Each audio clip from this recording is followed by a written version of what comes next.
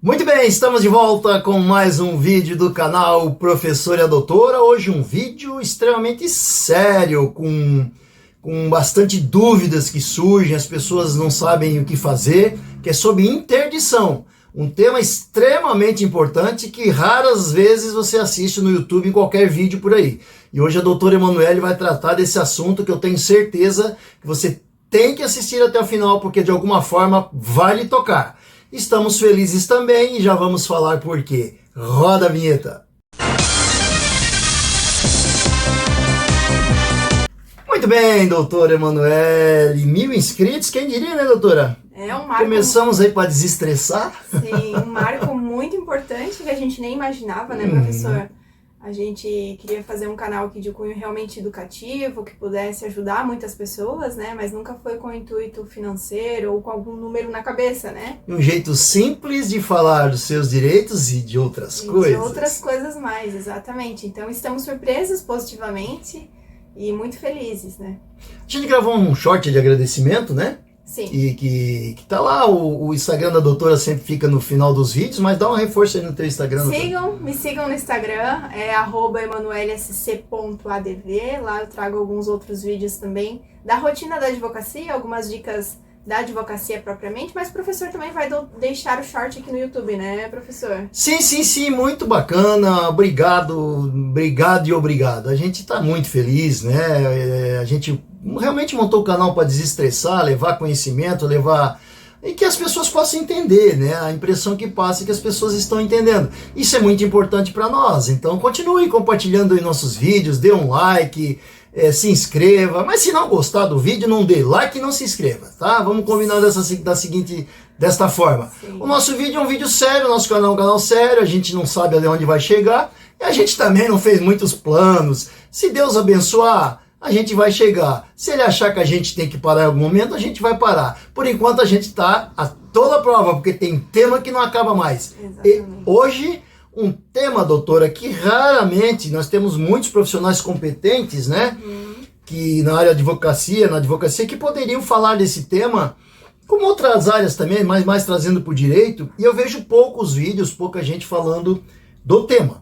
E tem muita gente que de alguma forma, direta ou indireta, tem essa situação na vida, numa família, nos amigos, que é a interdição. Se a gente olhar o significado na língua portuguesa de interdição, é interditar algo, né? Na verdade, o significado aqui é outro. Então, explique para os nossos inscritos e as pessoas que estão assistindo o vídeo, que interdição que a gente vai falar nesse vídeo, de que a gente vai falar. Apesar, como o professor disse, de ser pouco tratado, não ouvirmos muito falar disso, é uma situação bem recorrente, que muitas famílias poderiam usar esse instrumento e muitas vezes não sabendo, não usam, né? E acabam sofrendo ou tomando até algumas decisões erradas na família. Então, a interdição que trataremos aqui é a interdição civil, a interdição de uma pessoa, né? Não de um objeto, nem de uma obra, a interdição de pessoas. E a interdição ela é uma ação judicial que visa o quê? Ela tem um objetivo. O objetivo da interdição é determinar se uma pessoa é capaz ou não de gerir certos atos da vida civil, né? Então, para exercermos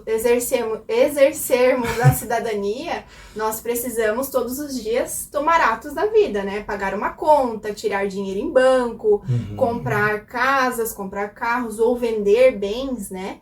Mas algumas pessoas, por determinadas situações e hipóteses, não têm essa capacidade. E aí que entra a necessidade de interditar uma pessoa. Que tipo de... para não passar batido aqui, né? Para o nosso pessoal não perder a linha aqui de raciocínio. Que tipo de pessoas, por exemplo, precisam ser interditadas?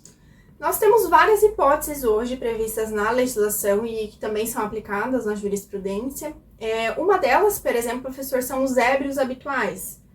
Pessoas que são viciadas em bebida alcoólica e que, decorrência disso, não estando sóbrias, obviamente estão incapazes de exercer alguns atos, né? Não estão na plena capacidade, né, intelectual de discernir se aquilo é bom ou não para sua vida, então vem essa necessidade de interdição. Temos também os viciados em tóxicos, né? Pessoas que fazem uso de drogas psicotrópicas, que também muitas vezes se tornam incapazes. Podem né? ser reconhecidas como incapazes. Exatamente. Os portadores de necessidades especiais provavelmente entram nesse grupo também, é isso? Sim, também se fala nisso, né, nessa inclusão. Obviamente que hoje em dia a gente trabalha interpretando essa interdição com o Estatuto da Pessoa com Deficiência, né? Então a gente interpreta isso em conjunto para que não sejam violadas tanto a dignidade da pessoa com deficiência e também a sua capacidade para os atos da vida civil.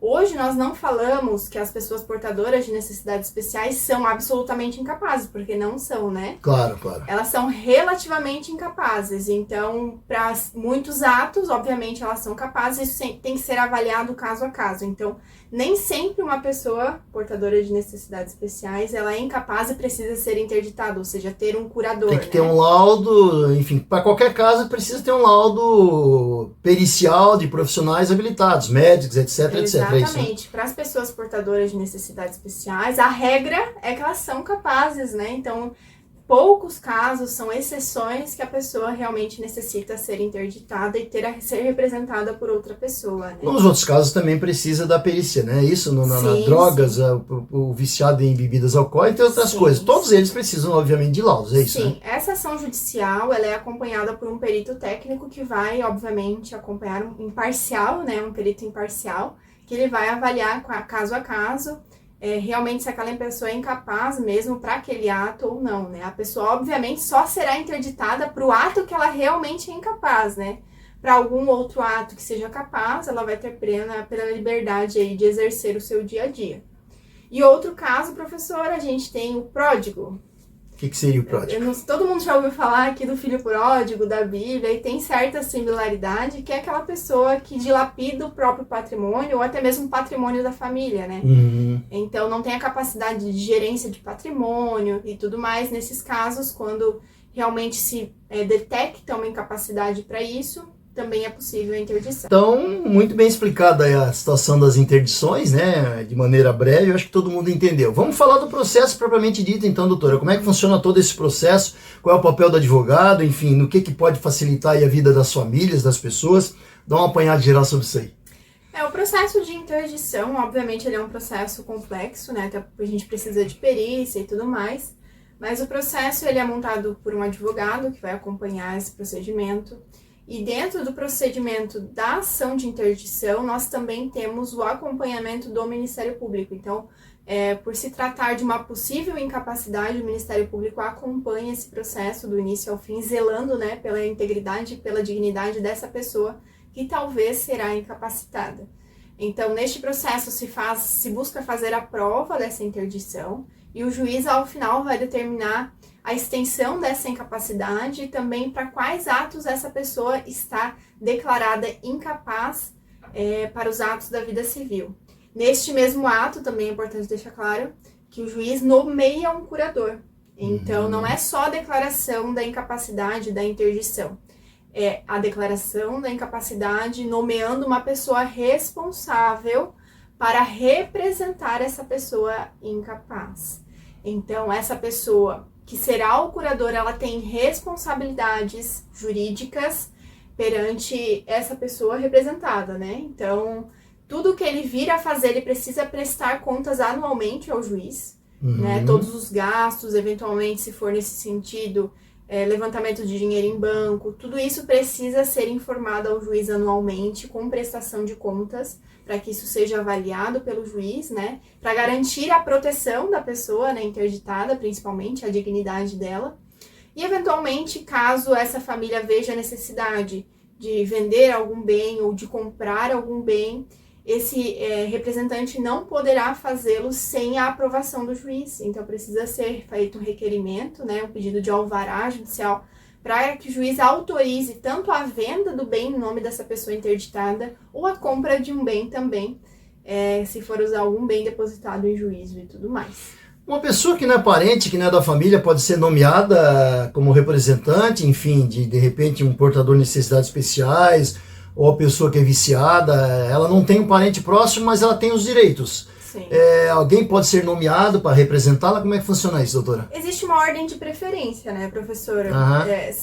o que a gente vê com recorrência é que sempre é alguém da família, ou o próprio cônjuge, ou um filho, ou um pai, né, a depender do caso, que fica responsável. Mas pela relação de hierarquia da família, começa com pai, mãe, ou mãe, pai, e assim por diante. Pode se acabar num primo ou num vizinho, por exemplo? Exatamente, existe essa ordem de preferência porque geralmente são as pessoas que têm mais proximidade, né? Obviamente aquele que vive com a pessoa tem mais capacidade até para gerência, mas sim, pode ser uma outra pessoa da linha familiar ou um vizinho que tenha proximidade com a pessoa, ou até mesmo uma pessoa estranha, né, nomeada pelo juiz também pode ser um Tem curador. que ter determinação legal para isso, do magistrado, é isso? Sempre com determinação legal.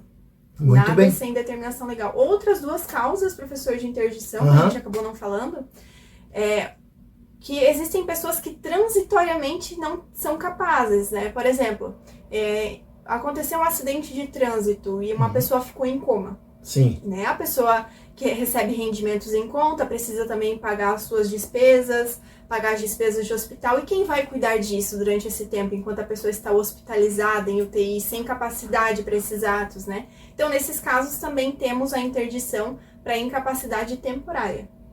Né? Então, por isso que é um instrumento tão importante aí para as relações. Muito bem, é um tema extremamente importante, né? Eu não sei por que não exploram mais esse tema. Eu vejo muitas famílias, muita gente que não tem informação. Você mesmo que está nos assistindo provavelmente não tem a mínima ideia talvez nunca tenha ouvido falar em interdição, ou se ouviu, não sabe exatamente o que fazer e como fazer. Então, a medida inicial seria procurar um advogado e pedir instruções, é isso? Exatamente. Relatar todo o caso, o advogado vai seguir passo a passo, dar as instruções, as recomendações, até que entre com uma ação, abra um processo para reivindicar algo, enfim, algum direito que o cidadão, a cidadã possam ter, é isso? Exatamente, professor. O advogado, ele vai representar essa família tanto para o pedido de interdição com a nomeação de curador, lembrando que o curador não precisa ser uma única pessoa, pode haver a curatela compartilhada, né? Uma proximidade aí, a guarda compartilhada, digamos assim, né? Então, uma proximidade de institutos. Pode haver sim a curatela compartilhada, em que mais de uma pessoa é responsável pela pessoa interditada, né? Então, o advogado vai representar nessa ação de interdição com a nomeação do curador ou curadores, né? Também na prestação de contas, que tem que ser feita anualmente ao juízo, e também eventuais pedidos de alvará judicial, tanto para a venda de bens quanto para a compra de bens. Então, por isso que é importante estar assistido pelo seu advogado de confiança. Muito bem, eu vou pegar um gancho aqui, doutora. Você sabe que a primeira faculdade que eu fiz foi pedagogia, né? E depois eu fiz um mestrado em ciências da educação. Aí você está falando de interdição, depois está falando de portadores de necessidades especiais, os viciados ou aqueles que têm problema com vícios, e falou de inclusão. Olha só, inclusão. Sabe qual é a palavrinha que tem que caminhar junto com a inclusão? Você que está me assistindo. Respeito. O dia que a gente aprender a ter respeito pelo autista, respeito pelo portador de necessidades especiais, quando você, responsável pelo poder público, fizer uma calçada decente para o cadeirante, para o deficiente visual, para que ele tenha uma vida melhor, isto é incluir. Quando você não fura a fila do supermercado, não estaciona o seu carro onde tem um desenho gigante escrito idoso, quando você não fura isso, quando não estaciona o carro ali, você está ajudando a incluir. O resto é papagaiada. Quando você, meu querido motoqueiro, já fui motoqueiro, já andei muito de moto, abre o teu escapamento e passa na frente dos hospitais, na frente de uma criança autista e faz aquela gritaria com a tua moto, você não está incluindo. Você que anda de carro, a mesma coisa. E você, meu querido prefeito, que tira dinheiros, fortunas, dinheiro público para bancar foguetório final de ano. Pergunte aos idosos, aos pais dos idosos, pergunte aos pais dos autistas se eles adoram esse foguetório todo. E alguns ainda falam que é mimimi de nós, porque eu tenho um filho que precisa ser incluído. Eu sei o que eu estou falando. O resto é teoria, ler, escrever, isso aí todo mundo faz. Eu quero viver na pele. Quando você tem experiência e fala, você tem crédito. Então a inclusão só vai ocorrer quando tiver respeito. Muito bem, doutora, voltamos então. Já fiz um desabafo, 1% do que eu gostaria de falar aqui. 1%. Vamos voltar. Mais alguma coisa sobre o tema, doutora? Acho que o professor expressou muito bem o que eu também penso. Eu acho que é nesse sentido mesmo. Já temos avançado bastante com o passar dos anos, né? Mas sempre podemos melhorar e esse é o objetivo, né? Então, a inclusão é a principal palavra, a palavra-chave, né? E a interdição nada mais é do que proteger o indivíduo, né? Exatamente. É proteger, nada mais que isso, né? Trazer dignidade e trazer segurança para a pessoa interditada. Muito bem, mais um vídeo bacana, numa linguagem que você possa entender, onde a gente fala com o coração, com a razão e com conhecimento. Dê uma olhadinha nos nossos currículos lá na apresentação do nosso canal. Continue dando like, continue compartilhando, convidando as pessoas a assistirem esse vídeo. É de grátis, gente. Mas olha. Inscreva-se no canal Professora Doutora. 1000 inscritos, até ontem era 30 e a gente já comemorava. Bate aí, professor. Valeu, doutora. Mais alguma coisa? Só isso. Que Papai do Céu possa abençoar você, sua família e seus amigos durante esses dias. Tchau! Tchau, até o próximo vídeo.